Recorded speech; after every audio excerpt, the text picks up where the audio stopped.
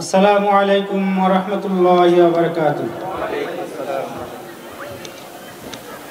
২৫০০ পৌর জামাত কর্তৃক আয়োজিত আজকের এই সহযোগী সম্মেলনের সম্মানিত সভাপতি, আমার একান্তই প্রিয় ভাই জনাব নুরুল আমিন, সঞ্চালক জনাব সাইফুল্লাহ মানসুর,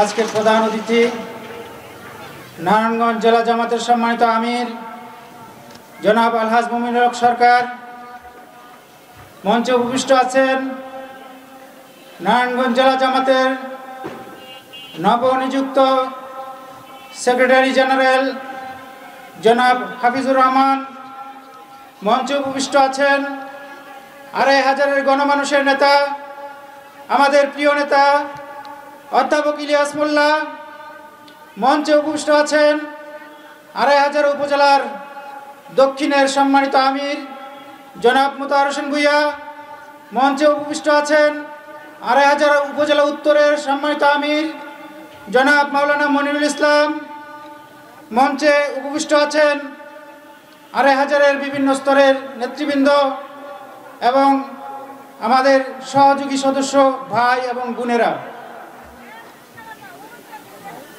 আল্লাহ রাব্বুল আলামিন পবিত্র কালামে ঘোষণা করেছেন, আউযু বিল্লাহি মিনাশ শাইতানির রাজীম, ক্বাদ আফলাহা মান তাযাক্কা। আল্লাহ রাব্বুল আলামিন বলছেন, তোমরা যদি সংশোধন হয়ে যাও তাহলে তোমরা সফলকাম হয়ে গেলে। যে সংশোধন করে নিল সে সফল কাম। প্রিয় ভাই, সব কথাটা অত্যন্ত ছোট, কিন্তু এর ভিতরে অনেক বড় আমল রয়ে গিয়েছে। প্রিয় ভাই সব, যদি আমরা আমাদের ভুলটাকে ধরে শুধরে নিতে পারি তাহলে আমাদের কাঙ্ক্ষিত জান্নাত আমরা লাভ করব। আমরা কি জান্নাতে যাওয়ার জন্য ইসলাম আন্দোলন করি না? আমরা কি দুনিয়ার কোনো ক্ষমতার জন্য রাজনীতি করি? আমরা জান্নাতের ক্ষমতার জন্য, জান্নাতের সুখ শান্তির জন্য আমরা রাজনীতি করি। প্রিয় ভাই সব, বাংলাদেশ জামাত ইসলামী আপনাদেরকে কোন দিকে আহ্বান জানায়? আপনারা বাংলাদেশ জামাত ইসলামীর ৩ দফা দাওয়াত নিশ্চয়ই পড়েছেন। আপনারা জানেন, দুনিয়ায় শান্তি এবং আখিরাতে মুক্তির জন্য বাংলাদেশ জামাত ইসলামী আপনাদেরকে আহ্বান জানায়। দুনিয়ায় শান্তি এবং আখিরাতে মুক্তি পেতে হলে আমাদেরকে কমপ্লিট একটা ইসলাম মানতে হবে। আমরা আংশিক ইসলাম মানলে আমরা জান্নাতে যেতে পারবো না। আল্লাহ রাব্বুল আলামিন আমাদেরকে বলেছেন, উদখুলু ফিস-সিলমি কাফা, তোমরা পরিপূর্ণভাবে ইসলামে দাখিল হও। যারা ইসলামের কিছু মানে আর কিছু বাদ দেয় তাদের ব্যাপারে আল্লাহ রাব্বুল আলামিন বলেছেন, আফা তুমিনুনা বিবাদিল কিতাব ওয়া তাকফুরুনা বিবাদ ফামা জাযাউ মান ইয়াফআলু যালিকা মিনকুম ইল্লা খিজিয়ুন ফিল হায়াতিদ দুনিয়া ওয়া ইয়াউমাল কিয়ামাতি ইয়ারুদ্দুনা ইলা আশাদ্দিল আযাব। যারা আমার কিতাবের কিছু মানবে আর কিছু ছাড়বে তাদের জন্য দুনিয়ার জীবনটাকে আমি সংকীর্ণ করে দেব, আর পরকালে তাদেরকে আমি কঠিন আযাব দ্বারা গ্রেফতার করব। প্রিয় ভাই সব, আমাদের দেশে 3 ধরনের মুসলিম আছে। একটা হচ্ছে নামে মুসলিম, তাদের বাপ দাদার নাম মুসলমান, তাদেরও নাম মুসলমান।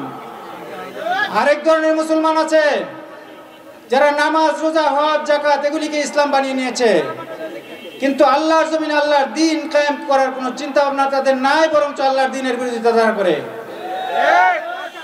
আরেক ধরনের মুসলিম আছে যারা সব আমল করার পাশাপাশি আল্লাহ এবং আল্লাহ রাসূলের বিধানকে আল্লাহর জমিনে প্রতিষ্ঠিত করার জন্য তারা জান এবং মাল দিয়ে প্রচেষ্টা চালায়।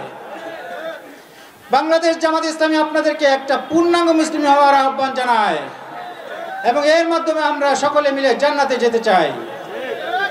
প্রিয় ভাই সব, যারা অর্ধেক ইসলাম মানে, যারা নামে মাত্র মুসলিম, তাদের ব্যাপারে তো আল্লাহর ফতোয়া খুব কঠিন।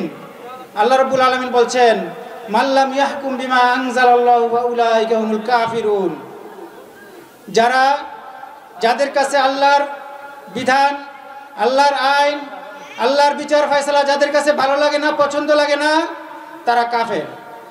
প্রিয় ভাই সব, আজকের এই সমাবেশে আজকের এই সম্মেলনে আপনাদেরকে প্রশ্ন করতে চাই, যারা সেকুলার রাজনীতি করে আবার নিজেদেরকে মুসলিম হিসাবে দাবি করে, তারা কি মুসলিম হতে পারে?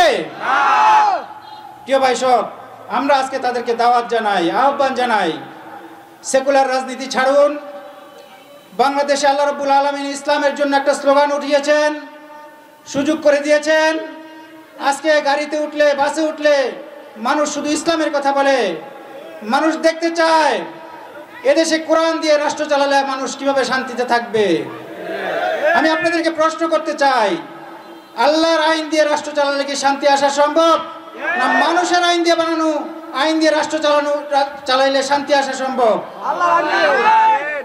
প্রিয় উপস্থিতি, বাংলাদেশ জামাত ইসলামী আপনাদেরকে সাথে নিয়ে আগামী দিনে আল্লাহ রাব্বুল আলামিনের লিখিত সংবিধান দিয়ে, রাসূল সাল্লাল্লাহু আলাইহি সাল্লামের মতো আদর্শবান নেতৃত্ব দিয়ে আমরা এই দেশটাকে সাজাতে চাই।